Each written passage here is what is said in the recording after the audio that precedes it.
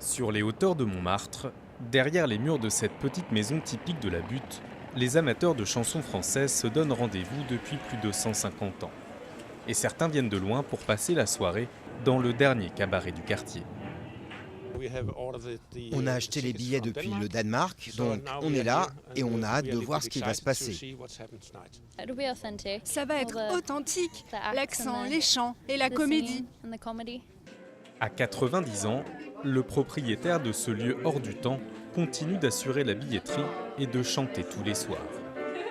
Nous, c'est un bateau ici, c'est un bateau qui navigue tous les soirs. C'est comme les feux s'allument et on s'en va pendant 3 heures naviguer dans la chanson.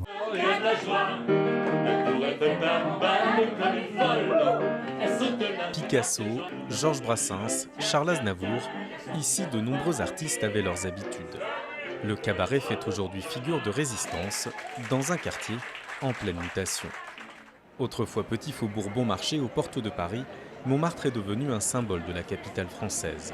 Le Sacré-Cœur, la place du Tertre, les ruelles pavées et désormais ses 12 millions de visiteurs par an. Figure de la Butte, le président de la République de Montmartre œuvre pour préserver l'esprit des lieux. On reste toujours très profondément attaché à Montmartre et à la défense de ses symboles, de ce qu'il est et de cet esprit qui est un esprit frondeur. Un esprit désormais menacé par le tourisme de masse. Les restaurants et les magasins de souvenirs ont tour à tour remplacé les commerces de proximité. Seule cette pharmacie a survécu. Quand nous sommes arrivés il y a 30 ans, on peut le dire, il y avait encore un traiteur, il y avait un boulanger, il y avait un bureau de tabac, il y avait une mercerie, il n'y avait pas beaucoup de choses. Le problème, c'est que les loyers ont flambé. C'est le foncier, comme dans tout Paris, le foncier a explosé. Avec des prix dépassant parfois les 20 000 € du mètre carré, la Butte est de plus en plus réservée aux plus riches. Et la bataille de l'espace ne se joue pas seulement du côté des logements. Sur la place du Tertre, un autre combat a commencé.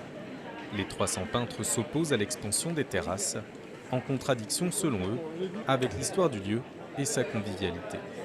L'idéal, ça serait que cette place publique soit partagée de manière équitable en 3 tiers. Un tiers pour les artistes, un tiers pour les touristes et les visiteurs et les services de sécurité, ce qui n'est pas beaucoup, et puis un tiers pour les terrasses, au lieu de 80% terrasses et 20% pour tous les autres. Des négociations sont en cours avec les autorités.